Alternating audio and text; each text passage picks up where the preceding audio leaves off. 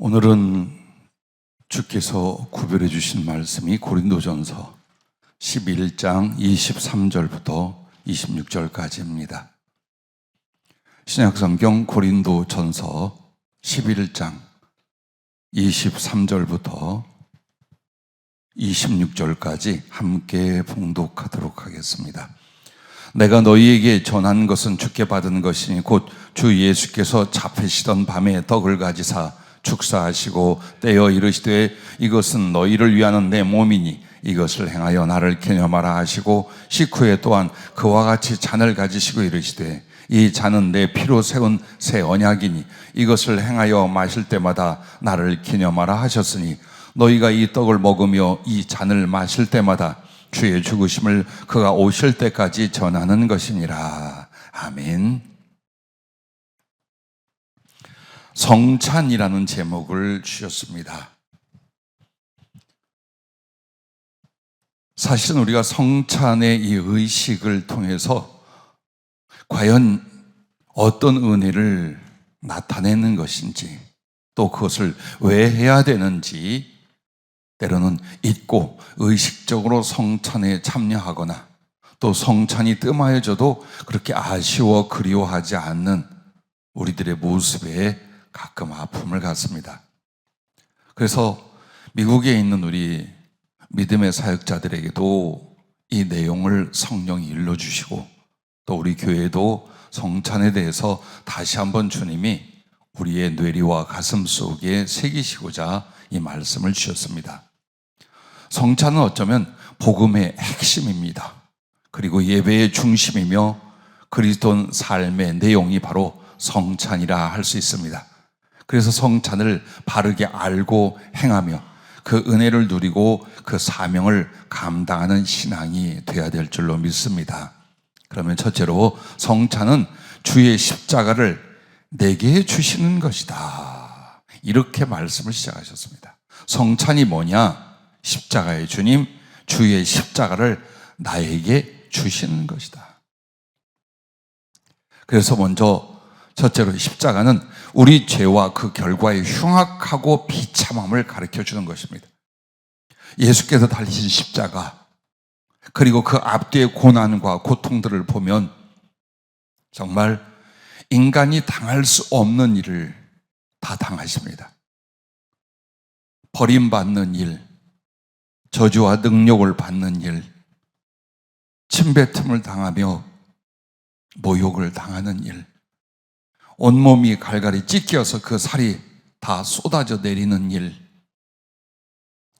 양손과 발목에 비틀려 쐐기에 박혀 십자가에 달려 모든 피를 쏟아낸 일, 그리고 그 십자가에 6시간 동안 아버지께 버림을 받으며 동시에 산채로 지옥의 모든 심판과 저주가 주님께 쏟아진 일들. 자, 그게 바로 우리가 죄로 말미암아 어떤 결과를 당할 것인가, 그 흉악하고 비참함이 무엇인가를 인간에게 가르쳐주는 것이 바로 주님의 십자가입니다. 갈라디아서 3장 13절에 보면 그리스도께서 우리를 위하여 저주를 받은 바 되사 율법의 저주에서 우리를 속량하셨으니 기록된 바 나무에 달린 자마다 저주 아래에 있는 자라 하였습니다. 자, 나무에 달아맨 자들은 저주 아래에 있다라는 구약의 율법이 바로 예수님을 향하여 말씀하고 있는데, 여러분과 내가 받아야 될 죄인으로서 율법의 저주가 있습니다. 이 율법의 저주를 주님이 다 당하셨는데 보십시오. 율법의 저주란 이것입니다. 정죄 받는 겁니다. 무엇이 죄악인지 의인지 알려주시고 그것을 범한 자를 정죄하는 것입니다. 그러므로 여러분과 나에게 하나님을 가까이 하지 않고 섬기지 않은 죄, 그의 말씀을 지키지 않은 죄, 또 우리의 심령과 말과 행위로 지은 모든 악한 죄, 선을 알면서도 행하지 않은 죄, 말할 수 없이 크고 깊습니다. 그래서 우리는 하나님 앞에 죄인이라, 죄의 모든 저주와 형벌을 받은 자라 정죄받은 것입니다. 주께서 십자가에서 그 정죄를 받으셨습니다. 그리고 죄에 대한 율법의 저주는 평생의 고통과 슬픔의 인생이 된다라는 것입니다. 고통이라는 것은 육적인 수고와 질병과 그리고 죽음에 이르는 모든 약해짐입니다. 슬픔이라는 것은 바로 정신적인 고뇌에서부터 정신적인 괴로움을 가리킵니다. 즉 전인격이고 존재적으로 고통과 괴로움을 받을 수밖에 없는 것이 죄로 말미암다는 것입니다. 세 번째는 그 육체가 기어코 죽습니다. 어떤 사람들은 사람은 어차피 죽게 만들어지지 않았는가? 그렇지 않습니다. 죽음을 초월하여 육신에서부터 신령한 몸, 부활에 이르는 상태로 가게 만들어져 있었습니다. 그러나 범죄함으로 죄가 들어왔고 이제 육체는 서서히 늙거나 병들거나 사고로 죽음을 맞게 됩니다. 그리고 나서 그 존재적인 심판과 영원한 지옥의 형벌이 있습니다. 이렇게 크게 네 가지, 어쩜 이것이 우리의 존재와 인생 전체인데 바로 주님께서 십자가에서 이 율법의 저주를 대신 다 받으셨습니다. 미국에 있는 우리 사역자들하고 성경 공부를 하다가 그쪽에서의 정성이 이와 같대요. 아주 굉장히 거칠고 험악한 표현. 즉 그리스도가 어떻게 고난을 당하고 십자가에 죽으시는 그 처참한 것들은 어린이나 사람들의 정서에 맞지 않아 표현을 피하는 경향이랍니다. 교회에서도. 아니, 그것은 절대 그럴 수 없습니다. 더 정확하게, 더 깊게 그리스도의 고난과 죽으심과 그 저주를 표현하고 느껴야 됩니다. 왜? 그게 우리의 정체와 우리의 내용과 우리의 결과였기 때문입니다. 자, 두 번째로 십자가는 대속, 즉 우리를 구속하신 대속의 은혜가 무엇인가를 보여주는 것입니다. 대속이라는 말은 나를 대신하여 속량하셨다, 구속하셨다 그 말이에요. 즉 예수님의 그 모든 고통과 죽으심은 나 하나를 대신하여, 즉 내가 당할 저주와 죽음, 고통과 버림받음, 지옥의 형벌 등을 주님이 대신하셨다는 겁니다.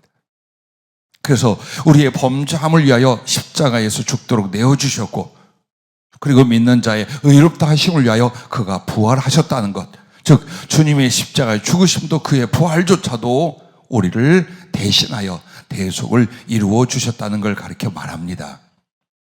그래서 여러분과 나는 고백하기를 바울처럼 갈라디아서 2장 20절에 내가 그리스도와 함께 십자가에 못 박혔나, 즉 그의 십자가에 못 박힌 건 내 죄 때문에 내가 십자가에 못 박혔다라고 고백을 합니다.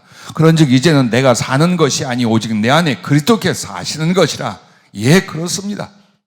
그가 우리를 대신하셨기에 나도 그분을 대신하여 살아가는 것, 이것이 신앙이고 대속의 은혜를 받은 사람들의 삶인 줄로 믿습니다. 고린도후서 5장 14절에도 이런 말씀이 있습니다. 그리스도의 사랑이 우리를 강권하시는도다. 그렇습니다.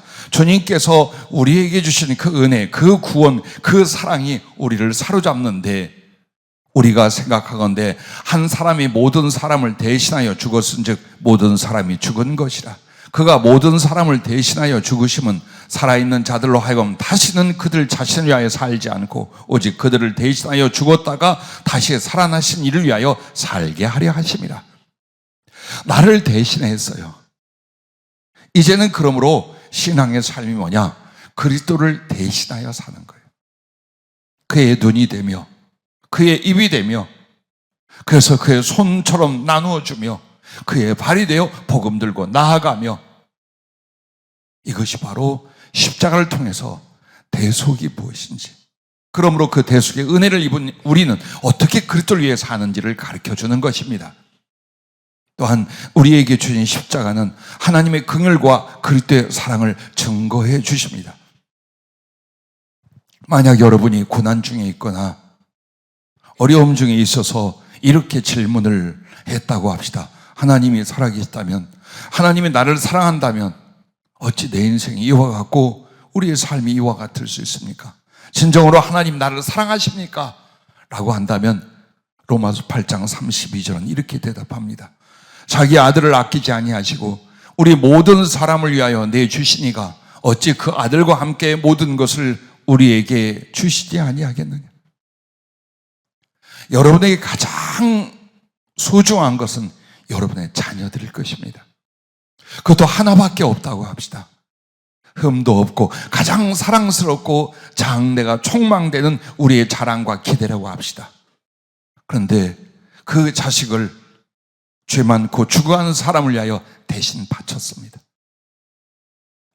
사람이 그렇게 했을지라도 하늘과 땅이 감동할 사랑일진데 하나님께서 당신의 원수들에게 마귀를 따르며 하나님 앞에 행악을 저지르던 자들에게 그 진노의 대상들에게 오히려 그 진노를 자기 아들께로 돌리고 그리고 그 아들 예수님과 함께 여러분을 살리셔서 그 예수님과 함께 하늘 보좌에 앉히시고 그 예수님과 함께 하나님 나라를 상속받게 하셨습니다. 그래서 그 하나님의 사랑을 자기 아들을 아끼지 아니하시고 우리 모든 사람을 위하여 내주시니까 어찌 그 아들과 함께 모든 것을 너에게 안 주겠네. 그렇습니다. 여러분과 나는 하나님 앞에 구원받을 이유, 용서받을 조건이 하나도 없습니다. 내가 알지 못할 때 혹은 알고 나서도 우리는 항상 세상을 쫓고 그 세상을 주관하는 사단의 앞잡이가 되었으며 그러므로 하나님의 원수였고 진노의 대상이었을 뿐입니다. 그러나 그 하나님의 원수가 진노의 대상이 받을 모든 저주를 자기 아들에게로 돌려 그가 당하시고 그가 우리를 의롭게 하며 생명을 내어주셨습니다. 그런데 사소한 무엇인들 못 주겠습니까? 무엇인들 용납하지 못하겠습니까? 내 평생에 주께 받은 사랑과 그 사랑의 표현들이 너무나 많습니다만 영원히 잊지 못할 것이 있습니다. 나는 사람들은 정죄하고 미워하고 싫어할지 모르지만 너의 죄마저 나는 더럽고 악한 것으로 보지 않는다. 나는 너의 죄를 고쳐야 할 병으로 본다. 그래서 반드시 그 죄에서 믿음으로 그 죄에서 회개하여 의로 나가도록 평생에 너를 붙들고 끌어안고 이 길을 간다. 그런 이야기를 하셔요. 그래요. 내 자식이 병이 들었어요. 그 병이 흉악하다고 해요. 그래도 그 자식을 버릴 어미와 아비가 없습니다. 내 장기를 꺼내서 대신해서 살릴 수 있다면 어느 아버지도 어머니도 그렇게 할 것입니다. 그렇습니다. 주님께는 하늘과 땅이 다 아는 우리의 죄, 그 악함과 더러움에 대해서조차도 고쳐줘야 될 병으로 품고 자기의 피와 살을 계속 주면서 주님의 의로움을 닮아가도록 그렇게 하십니다. 자, 여러분과 나에게 있어서 성찬이라는 것은 바로 십자가의 주님, 주님의 십자가를 나에게 주시는 하나님의 그 방법, 바로 그 은혜입니다. 그러면 두 번째로는 이제 성찬은 십자가의 주님을 영접하는 믿음의 행위입니다. 주님이 세상에 오셨으나 이 세상은 자기 땅임에도 아무도 주님을 영접하지 않았습니다. 그러나 누군가 영접하는 자, 곧 그 이름을 믿는 자들에게는 하나님의 자녀가 되는 권세를 주셨다고 요한복음 1장 12절에 말씀을 합니다. 주께서 십자가에 달리시고 그 모든 저주와 능력과 지옥의 형벌조차 받은 것은 이제 그 방법으로 나에게 당신을 주시게 한 것입니다.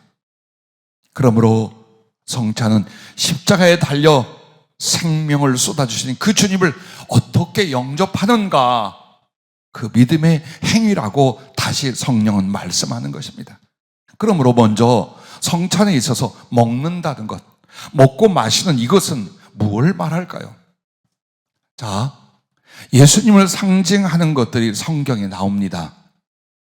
생명나무 과일, 또 광야에서 이스라엘 백성들이 먹었던 하늘에서 내려준 만나, 그리고 죽음에서부터 구속하게 하여 유월절 어린 양 잡아서 먹습니다. 결국 주님으로 표현되는 것을 다 먹는 양식, 음식으로 표현을 합니다. 그리고 이제 실제로 저 십자가에 달려서 모든 살을 다 찢어내시고 쏟아주신 그 피를 가지고 우리에게 먹는 것으로 거룩한 만찬 음식으로 표현을 합니다. 왜 그렇게 하셨을까요? 그것은 첫째로 그리스도의 생명을 얻는다라는 의미입니다. 육체로 비교하면 육체는 반드시 양식, 음식과 음료를 먹어야만 생명을 얻고 생명을 유지합니다. 그걸 가르쳐 말하는 거예요. 자, 예수님을 먹는다. 물론 그것은 우리가 살과 피를 먹고 마시는 실제 행위를 가르쳐 말하는 것이 아니죠. 성찬을 통하여 예수 그리스도를 모시는데 바로 그분이 우리에게 오셔서 우리의 생명이 되어주심을, 그분의 말씀으로 그분의 성령으로 늘 우리의 생명이 되어주심을 상징하고 가르치는 것입니다. 그래서 요한복음 6장 53절부터는요, 예수께서 이르시되 내가 진실로 진실로 너희에게 이르노니 인자의 살을 먹지 아니하고 인자의 피를 마시지 아니하면 너희 속에 생명이 없느니라. 내 살을 먹고 내 피를 마시는 자는 영생을 가졌고 마지막 날에 내가 그를 다시 살리리니 내 살은 참된 양식이요 내 피는 참된 음료로다 라고 말합니다. 영원한 생명, 하나님의 생명을 내가 받는다. 그래서 그 생명으로 산다라는 것을 마치 양식을 먹고 음료를 마셔서 육신의 생명을 보존하는 것처럼 비교하고 있는 것입니다. 두 번째로 이 먹는다는 것은 그리스도와의 사랑의 교제입니다. 지금도 우리가 교제를 나눌 때는 꼭 마시는 것과 먹는 것들을 필요로 합니다. 그리고 먹고 마시면 가장 친숙한 사람이요 사랑하는 사람이 됩니다. 우리가 친하지 않은 사람이나 혹은 우리에게 유해를 가하는 사람은 절대 먹고 마시지 않습니다. 그래서 모든 인류가 옛날이나 지금이나 먹고 마시는 일을 같이 한다는 것은 그런 신뢰와 사랑의 관계 혹은 그 믿음과 사랑을 돈독히 하기 위해서 먹고 마시는 시간을 함께 갖는 것입니다. 그래서 요한계시록 3장 20절에도 볼지어다 내가 문 밖에 서서 두드리노니 누구든지 내 음성을 듣고 문을 열면 내가 그에게로 들어가 그와 더불어 먹고 그는 나와 더불어 먹으리라. 큰 임금의 잔치상을 생각해 보십시오. 그리고 거기에 자기가 사랑하는 사람과 자기가 인정해 줄 사람들을 쭉 불러 모아서 거기서 항상 식사하고 교제합니다. 그것처럼 오늘 이 성찬이라는 것은 주님과 우리가 사랑의 교제, 사랑의 잔치를 함께 나눈 교제를 가르쳐 말합니다. 예수님을 믿는 사람은 언제나 그분이 살아계신 인격과 실체로서 함께 하시고 또 점점 인격과 인격, 영과 영, 마음과 마음을 서로 나누며 사랑의 교제를 이 땅에서부터 하늘까지 이어져 가는 걸 가르쳐 말씀해 줍니다. 그래서 사실 성찬이 제정된 그 최후의 만찬이라는 그 시간에도 어떤 시간? 식사하며 교제하는 시간이었어요. 아마도 주님이 십자가에 달리실 그 전까지 계속 매일매일 그들은 함께 모여서 교제하고 사랑하고 돌아보고 위로하며 그 식사를 같이 했던 거예요. 자, 세 번째로는 먹는다는 것은 그리스도와의 완전한 연합입니다. 여러분이 어떤 식물을 먹는다 해도 그것은 여러분의 살과 피가 됩니다. 어떤 의사가 이런 힌트를 줘요. 사람은 대부분 위를 위해서 먹는다는 거예요. 즉 배가 부르다, 포만감을 느끼기 위하여 먹습니다. 그러나 앞으로는 장을 위하여 먹어라. 즉 장에 좋은 먹는 습관 혹은 그렇게 먹어야 한다. 그렇지 않는다면 모든 건강을 해칠 수 있다. 그런 이야기를 해요. 즉 그만큼 우리는 먹는 것 자체가 우리 몸의 전체가 됩니다. 즉 내 몸하고 아주 밀접한 연합을 이루는 것이 뭐냐? 여러분의 먹고 마시는 먹을거리라고 할 것입니다.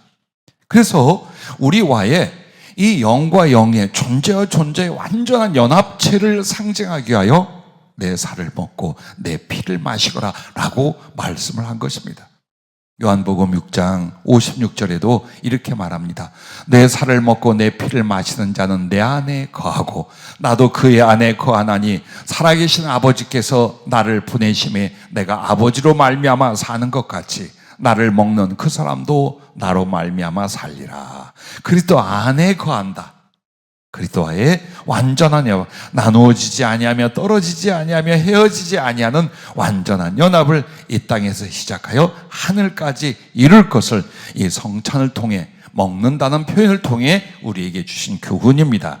이제 두 번째는 이것을 여러분과 내가 알고자 합니다. 성찬을 행하는 의미입니다.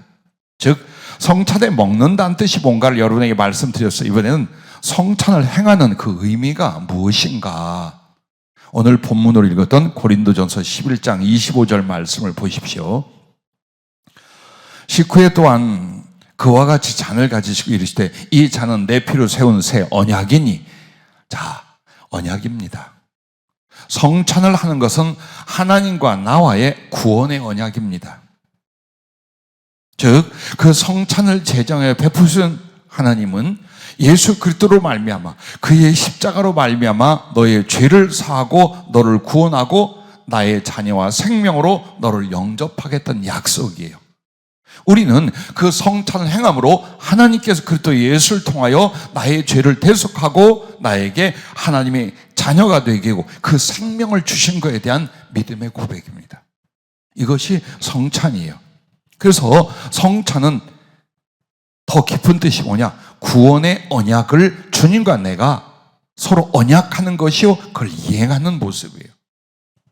그래서 주께서 주신 구원의 확증과 고백이라는 것입니다.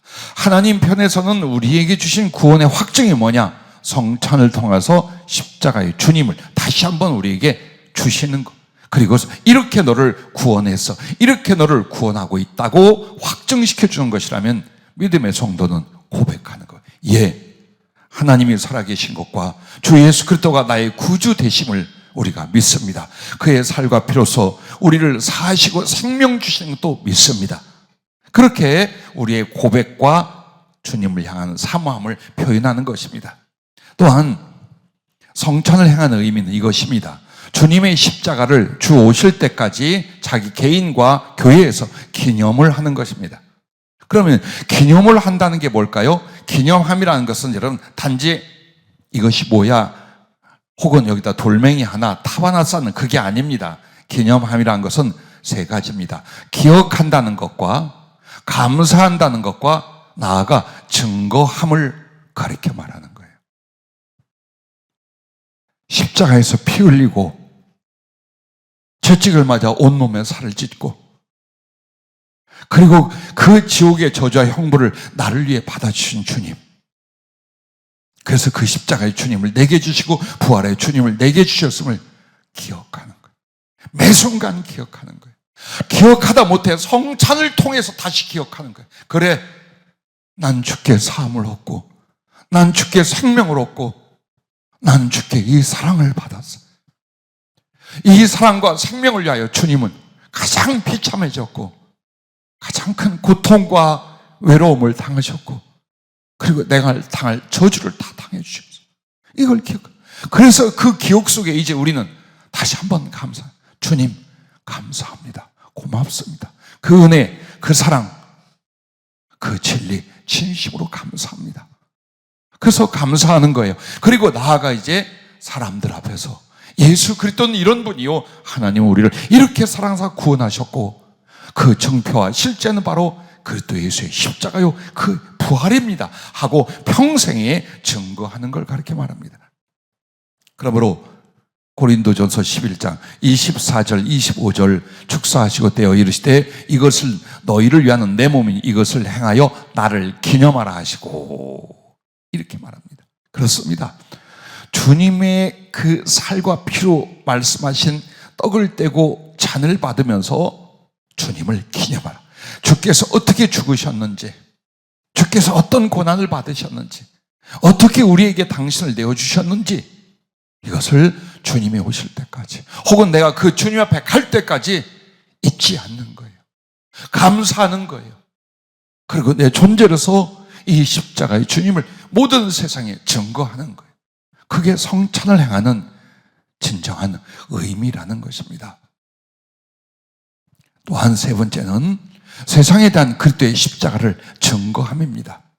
여러분과 내가 성찬을 떼는 것만으로도 교회에서는 그 성찬식을 한대. 그거 왜 해? 그러면 이제 대답이 나옵니다. 저도 전도의 방법을 몇 가지를 갖고 있는데 나에게 질문을 해오도록 합니다.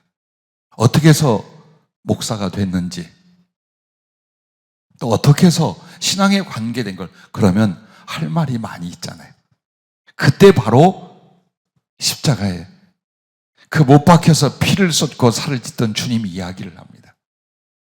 어느 운동하는 자리에서 장난으로 내게 목사님 소주 한잔 하시죠. 그래서 한 2, 30년 전에 끊은 것 같다니까. 아마도 옛날에는 아무개 씨가 나하고 술을 겨뤘으면 절대로 못 당했을걸?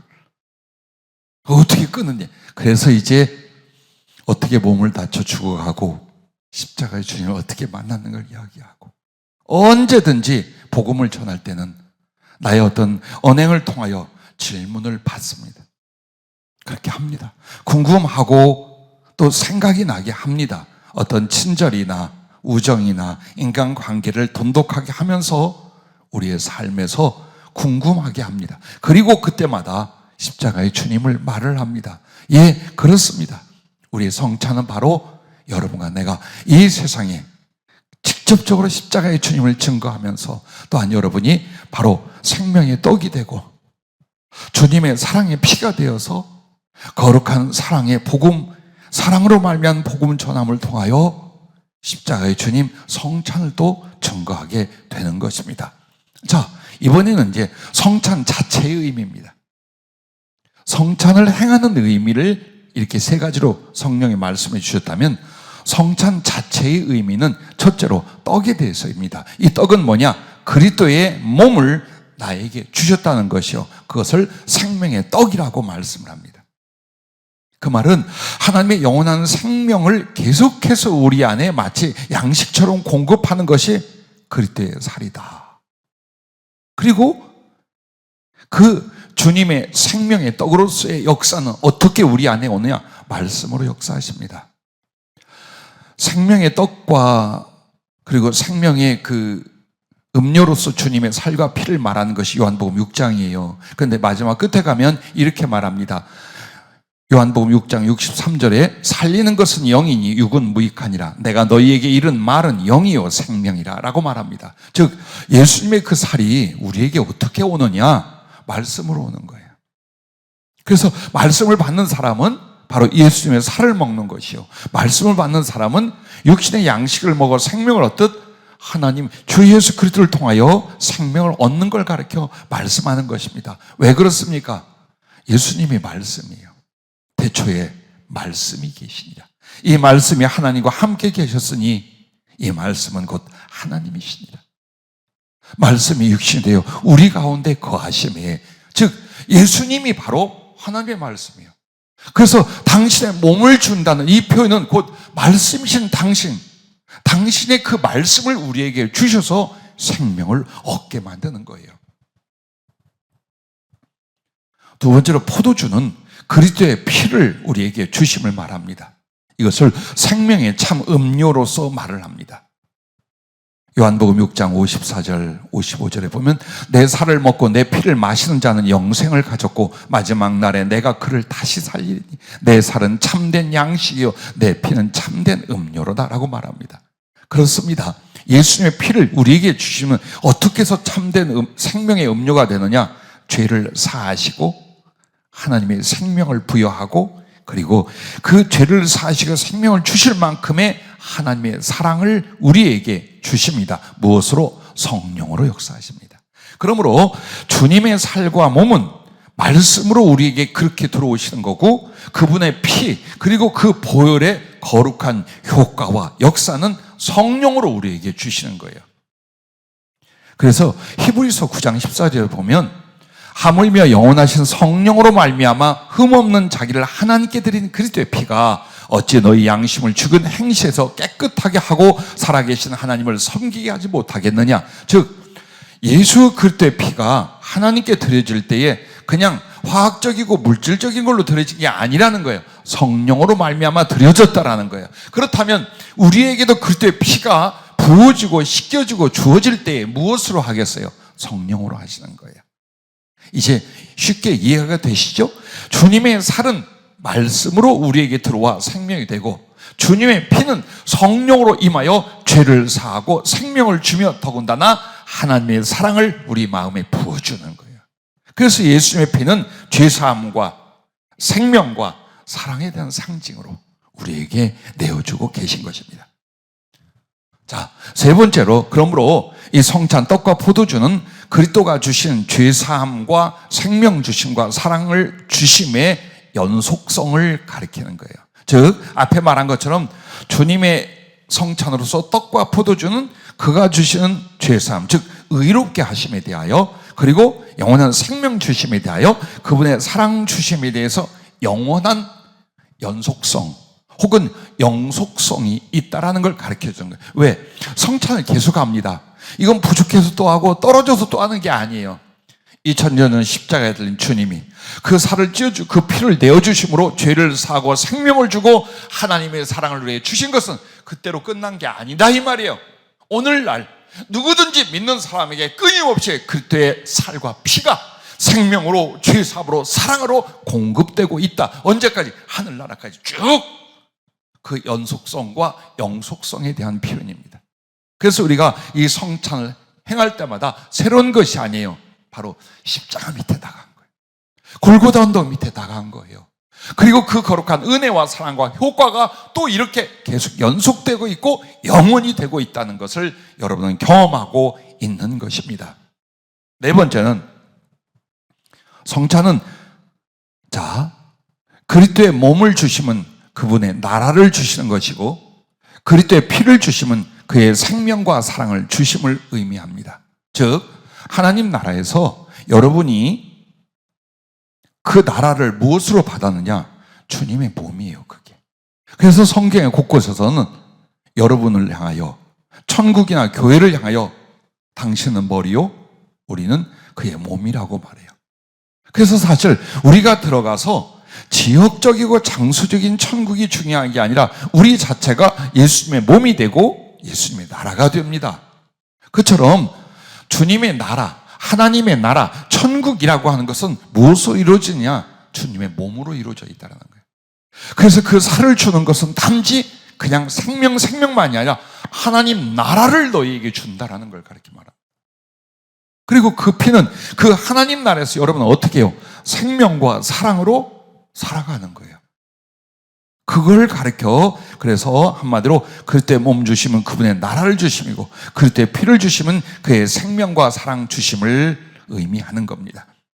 왜냐하면 일반적인 그 성찬의 의미를 쭉 이렇게 찾고 기도하면서 받았어요. 그리고 주님께 더 성찬의 의미가 있을 것 같은데 주님이 직접 성찬의 의미를 일러주십시오 했을 때 말씀하시기를, 나의 몸은 나의 나라를, 나의 피는 나의 생명과 사랑을 그에게 주는 것을 의미하니라 라고 이 말씀으로 깨닫게 하여 주셨습니다.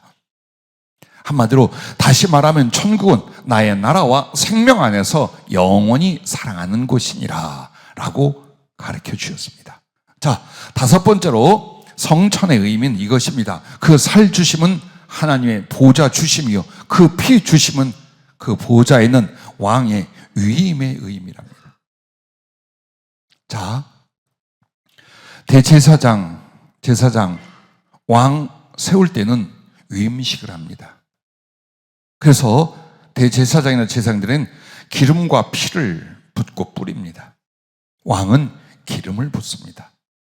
즉 성령을 상징하는 그 기름, 결국 그리스도의 피에 대한 상징이에요. 그래서 주님의 살, 주님의 몸은 하나님 나라의 보좌를 이룬다면 주님의 피는 그 보좌 위에 여러분을 앉혀서 하나님 나라의 왕으로서 위임이 된다는 거예요. 그 피를 부어주며 그걸 가르쳐 말씀하는 거예요. 그리고 말씀을 묵상하다 보니까 에베소서 2장 5절 6절에 이렇게 말합니다. 허물로 죽은 우리를 그리스도와 함께 살리셨고 너희는 은혜로 구원을 받은 것이라 또 함께 일으키사 그리스도 예수 안에서 함께 하늘에 앉히시니 라고 말합니다. 그리고 베드로전서 2장 9절에 여러분을 향하여 너희는 택하신 족속이요 왕 같은 제사장들 거룩한 나라요 그의 소유된 백성이라고 말씀을 합니다. 그래서 성찬은 사실 예수님의 살과 피가 우리에게 어떤 은혜를 주는가를 조목조목 교훈하고 알려주는 것입니다. 여러분을 하늘에 데려다가 종 삼지 않으셔요. 백성이라 하여 천민처럼 혹은 왕이 이렇게 저렇게 하는 것을 구경하고 얻어먹기만 하는 존재로 두지 않아요. 하늘나라를 여러분의 보좌로, 그리고 그 위에 앉아서 하나님 나라를 여러분의 다스리고 경영하는 왕의 존재로 세운다 이 말이에요. 그걸 위하여 주님의 살은 보좌가 되고 주님의 피는 왕으로 세운 여러분에게 기름을 붓듯 부어주는 위임이라고 그렇게 표현을 하셔요. 여섯 번째로 성찬의 의미는 성도가 세상과 이웃을 위한 성찬이 되라는 뜻이랍니다. 즉 교회 안에서 우리끼리 예수님의 생명을 얻고 예수님의 사랑을 받고 주께서 이렇게 죽으셨나이다, 주께서 나를 위해 이렇게 사셨나이다, 그것만을 하는 것이 아니라는 거예요. 이게 나가라는 겁니다. 그래서 성령으로 주님이 이어서 가르쳐 주시기를 또한 성찬은 너희가 이웃과 세상의 생명 양식이 되라는 뜻이니라. 너희는 받은 바 나의 살로 세상에서 복음을 전하여 생명을 주고 나의 피로 말미암는 성령으로 사랑을 행하라. 그걸 말씀. 너는 너의 생명이 곧 나의 생명이므로 그 목숨을 다해 사랑으로 복음을 전할 때 너를 나의 살과 피가 그들에게 주어지느니라. 이렇게 표현을 해주시는 거예요.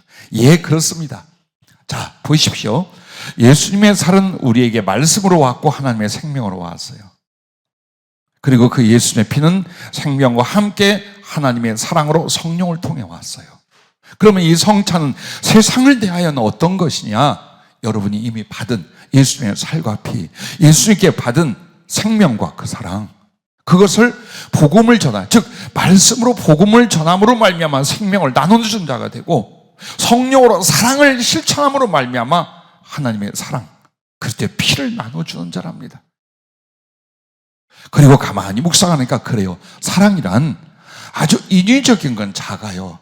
그러나 하나님의 성령이 임하셨을 때, 그리스도의 사랑이 우리 마음에 부어졌을 때에, 그리고 그 그리스도의 사랑이 우리를 강하게 붙잡아 주실 때에 생명조차 남을 위하여 바칠 수 있는 진짜 사랑이 나옵니다. 교회에서 봉사도 성령으로 봉사하고, 그래서 그렇게 말한 거예요. 왜? 사람이라는 건, 사람의 사랑이라는 건 알량이에요. 순간적이고 감정적이고 이기적이에요. 그러나 주의 성령이 임하시면 진짜 예수님의 마음, 예수님의 거룩한 사랑으로 영혼들을 대하며 나눠주기 때문에 주님이 그 피는 성령으로 사랑으로 전해지고 그 살은 말씀, 복음으로 생명으로 남들에게 전해지도록 너희가 그렇게 하는 것이다. 왜? 너희 목숨은 너희의 생명과 존재는 이미 나의 살과 피로 채워져 있다. 그러므로 너희가 그 살을 찢고 피를 쏟듯 모든 수고와 사랑으로 나간다면 이렇게 성령으로 사랑을 그리고 말씀으로 생명을 그들에게 전해줄 수 있다. 그걸 우리에게 명령하는 것이라고 했습니다. 일곱 번째로 성찬은 천국에서 주님으로 말미암아 나누는 성도의 사랑과 교제, 누림을 의미한다라고 하셨어요. 자, 여러분은 하나님 나라에 가서 뭘 할까요? 뭐 수천 억만 가지가 있겠지만 하나도 몰라. 하나도 몰라. 솔직히 하늘나라에 가서 예배 드리는 건데 근데 하루 종일 영원토록 하나님 앞에 찬송하고 예배하고 이것만 하나? 크게 네 가지로 이렇게 가르쳐 주신 적이 있어요. 천국은 하나님과 직접 함께하는 예배와 성찬의 교제와 창조와 경영의 왕노릇과 번성과 진보의 하나님을 닮아감이라 라고 말씀하셨어요. 자, 이건 나중에 설명하기로 하고 그 중에 성찬의 교제라는 뭐냐면 하나님 나라의 교제는 그리스도 예수 안에서 아버지와 사귀는 것이요, 그리고 하늘에 있는 모든 영들과 우리가 사랑하는 거예요. 그런데 이 성찬 자체가 뭐냐? 바로 예수님의 살과 피를 우리의 참 양식과 그 생명의 음료로 주시면서 우리와의 생명 안에 사랑을 이루는 일이에요. 그래서 하나님 나라의 사랑과 모든 교제는 성찬이래요. 성찬과 애찬이래요. 그래서 주님을 끊임없이 먹고 마시고 그리고 그것을 나누면서 함께 예수님의 사람으로 아버지 하나님의 자녀들로서 서로 교통하고 교제하는 거래요. 그래서 하나님 나라에서 사랑과 교제는 다른 말로 하면 바로 성찬이다 라고 말씀을 해주셨어요.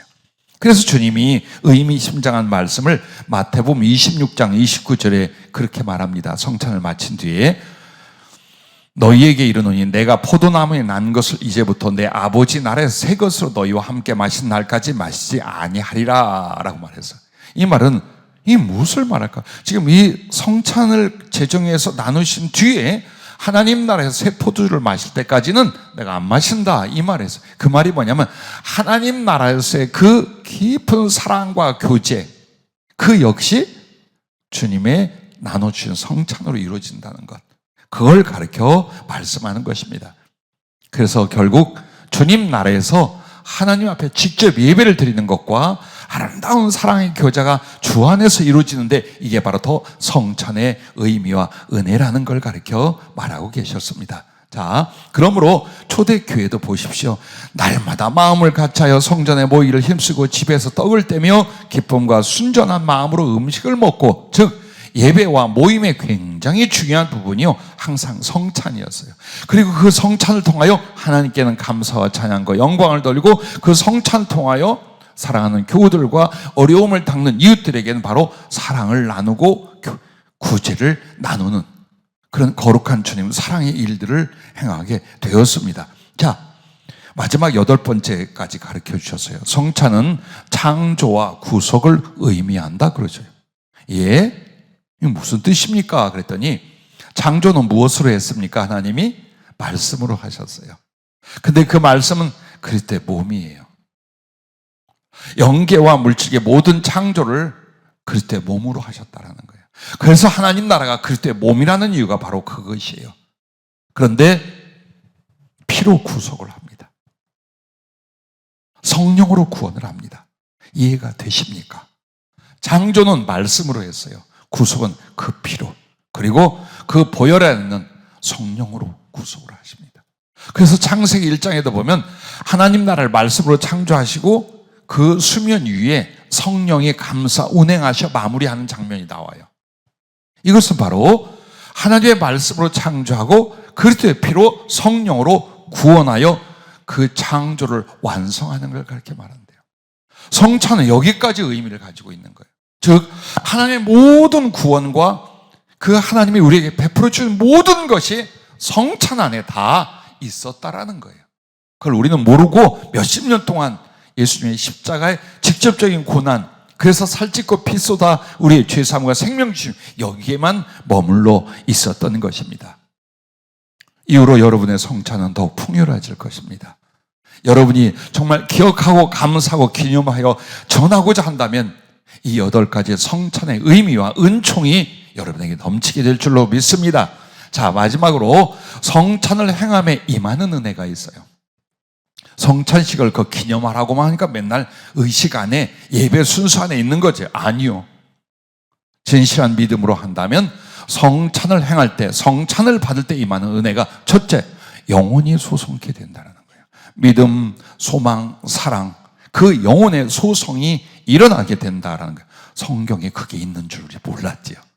자, 누가복음 24장 30절부터 보면은 주님이 죽으시고 부활했는데 거기에 있던 낙심한 제자들이 엠마오란 지역으로 내려가고 있었잖아요. 그때 주님이 그들에게 나타났어요. 그래서 그들에게 고민하는 바를 물었더니 십자가에 죽으신 주님에 대한 낙심을 말해요. 그래서 구약 성경을 쭉 풀어주시면서 그들에게 믿음 없음을 책망합니다. 자, 시간이 많이 지나 이제 밤이 됐어요. 그러니까 주님들어 주님인 줄 모르고 그냥 같이 있자고 같이 의하기를 권하여 주님이 숙소에 같이 들어갑니다. 거기서 음식을 먹고 떡을 떼어줄 때 눈이 밝아져요. 그리고 우리 주님 부활하셨어, 부활의 주님이시여, 거기서 발견하는 거예요. 그리고 그들이 주님이 떠난 뒤에 그들이 그래서 아까 말씀을 풀어 일러줄 때 우리 속이 얼마나 뜨거웠더냐.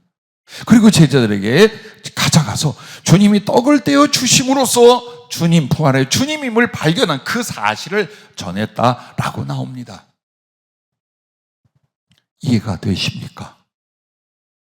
여러분이 진실한 마음으로 성찬을 행한다면 바로 그들에게 일어난 것처럼 여러분과 나에게 일어나는 거예요. 그런데 부활의 주님은 성찬을 또 행하신 것이 있어요. 나도 그런 줄 몰랐어요. 이 누가복음 24장에 제자들에게 나타났던 사건과 그 다음에 요한복음 21장 13절부터 15절에 보면 주님이 아침 조반을 만들어 놔요.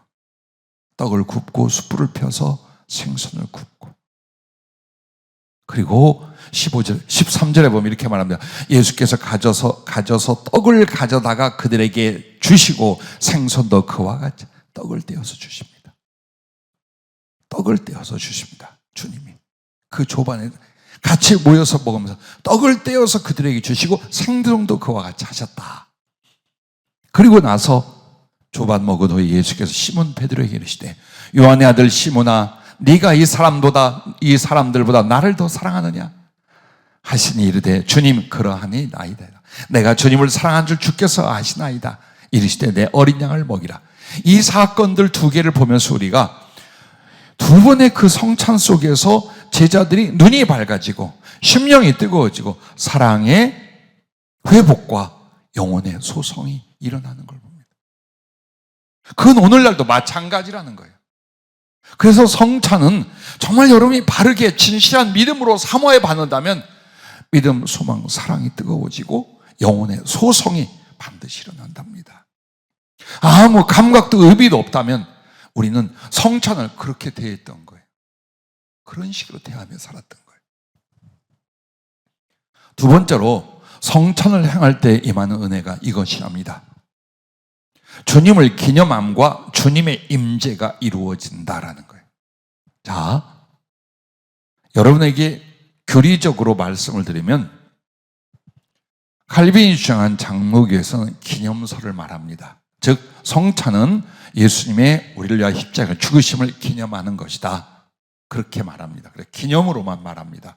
그런데 천주교나 루터란 같은 경우에는 화채설이라고 말합니다. 뭐냐? 그 떡과 잔을 믿음으로 받을 때 실제 그리스도의 몸이 그리스도의 피가 된다라고 말합니다. 그래서 서로 이게 옳으니 저게 옳으니 그래요. 그런데 놀랍게도 주님은 우리의 믿음에 따라 기념이 되기도 하고 화채, 즉 주님의 실제 살과 피가 되기도 한답니다. 자, 그게 어떻게 되어지는가 봅시다. 성찬을 받는 성도의 믿음이 주의 십자가 은혜를 기념코자 하면 거룩하고 깊은 은혜의 기념이 이루어져요. 예, 거기까지 가요. 근데 더 나아가 성찬을 직접적인 주님의 살과 피로서 믿고 받으면 그 성찬은 곧 주님의 살과 피의 임재가 된답니다. 그러면 그 증거가 뭐냐? 자, 마태복음 26장 26절부터 28절까지 주님이 성찬을 제정하실 때 이렇게 말합니다. 그들이 먹을 때 예수께서 떡을 가져다 축복하시고 떼어 제자들에게 주시며 이르시되 받아서 먹으라. 이것은 내 몸이니라 하시고 또 잔을 가지사 감사 기도하시고 그들에게 주시며 이르시되 너희가 다 이것을 마시라. 이것은 죄 사함을 얻게 하려고 많은 사람을 위하여 흘리는 바 나의 피 곧 언약의 피니라. 즉 주님은 직접 화법을 쓰십니다. 비유로 말하지 않아요. 상징을 말한 게 아니에요. 이 떡이 내 살이라 했어요. 이 잔이 내 피라 했어요. 직접 말했어요. 직접 화법으로 당신의 살과 피라고 말씀을 하셨어요. 그런데다가 고린도전서 11장 27절부터 29절 말씀을 소개하면 이해가 될 거예요. 그러므로 누구든지 주의 떡이나 잔을 합당하지 않게 먹고 마신 자는 주의 몸과 피에 대하여 죄를 짓는 것이니라. 사람이 자기를 살피고 그 후에야 이 떡을 먹고 이 잔을 마실지니 주의 몸을 분별하지 못하고 먹고 마시는 자는 자기의 죄를 먹고 마시는 것이니라. 이 말씀은요, 성찬 자체가 진짜 주님의 몸이라 이 말이에요. 성찬 자체가 진짜 주님의 피라 이 말이에요. 그래서 그 성찬을 모욕하거나 성찬이 뭔지도 모르고 희롱하거나 먹는 음식을 막 퍼먹거나 그렇게 됐을 때 병들고 죽은 자가 한둘이 아니라고 사도 바울은 말해요. 자, 정말로 믿음을 통해 주님의 살과 피로서 직접이 아니라면 이 말씀은 해당이 안 되는 거예요. 단지 기념하기 위하여, 예를 들어서 여러분이 성경 글자가 있는 것을 이렇게 찢었다고 합시다. 급해서 그걸로 땀을 닦았다고 합시다. 여러분은 주님을 모욕하거나 주님의 존재를 더럽히는 자는 아니에요. 그런데 성찬은 그렇게 하면 안 돼요. 성찬을 모르고 임해도 안 되고 아무렇게나 여기고 임해도 안 돼요. 왜? 진짜 주님의 살과 피라 이 말이에요. 그래서 그 주님의 몸과 피를 범하는 죄를 범한다고 말하는 거예요. 자, 이래도 우리가 단지 기념이라고만 말하겠습니까? 그래서 성령으로 주님은 기념으로 믿는 사람은 기념하는 거라는 거예요. 그러나 실제로 이 잔이 주님의 피고 이 떡이 주님의 살이라 믿는 사람에게는 정말로 주님의 살과 피로서 직접 그에게 임재하는 것이라고 말씀을 하셨습니다. 그래서 하나 예를 들어 주셨어요. 자, 우리 기독교에서 주님이 제정하시는 의식이 두 가지잖아요. 성찬하고 세례입니다. 근데 세례에 있어서도 물세례는 기념이에요. 물세례가 그 사람을 구원하는 거 아니에요. 그렇죠? 기념이에요. 무슨 기념? 예수 그리스도로 말미암아 네 죄를 사하고 씻었다. 그래서 다시 태어났다. 이것을 하나님이 선포하고 우리는 믿음으로 고백하는 기념이라 그 말이에요. 그러나 세례는 물세례만 있는 게 아니에요. 성령 세례가 있어요. 그래서 물 세례가 기념이라면 성령 세례는 실체인 거예요. 그 사람의 죄를 진짜로 씻고 그 사람에게 하나님이 구원을 진짜로 주신 거예요. 그것처럼 성찬도 십자가를 기념함과 개인의 믿음에 따라 그리스도의 살과 피로 임하심이 실제로 일어난다 그러셨어요. 믿습니까? 믿어집니까? 그런 거예요. 성찬이 그렇게 거룩한 것이에요. 마지막 세 번째로 이 성찬을 행할 때 임하는 은혜는 이것입니다. 말씀과 성령의 은혜가 증가된다라는 겁니다. 훨씬 더 깊어지고 충만해진다라는 거예요. 그래서 누가복음 24장에 나오는 엠마오로 가던 그 제자들이 뭐라고 합니까? 주님이 떡을 떼어 주실 때에 눈이 밝아졌어요. 그 떡이 바로 주님 주신 말씀이었거든요. 그래서 그 말씀이 깨달아지고 가슴이 뜨거워지고 진리를 분별하고 그 또 예수를 하나님으로 구주로 영접하는 역사, 그리고 그런 말씀 안에서 그리스도와의 교제와 은혜의 역사가 성찬을 통해 증가된다 이 말이에요. 뿐만 아니라 성령은 어떠십니까? 초대교회 모든 모임, 즉 예배와 기도의 모든 모임에는 성찬이 있었어요. 그리고 그 성찬과 사랑과 성령 충만이 함께 나타납니다. 반드시 나타납니다. 그리고 사도행전 1장 13절부터 보면 처음에 이제 주님의 제자들이 한 곳에 모여 기도하는데 다락방이에요. 그 다락방이 바로 주님과 함께 성찬을 나누던 곳이에요. 거기서 성령의 강림이 일어나고 충만이 일어나요. 이 상징성이 뭘까요? 성찬을 통해 말씀과 함께 성령을 우리들에게 더 충만히 주신다는 것, 주실 수 있다는 것을 가르쳐 말합니다. 그래서 초대교회는 항상 모이면은 기도하고 말씀 받고 그 다음에 바로 성찬을 행합니다. 그래서 말할 수 없는 기쁨과 사랑의 실제와 성령의 기사와 역사가 강력하게 나타납니다. 그래서 오늘날 우리들에게도 그래요.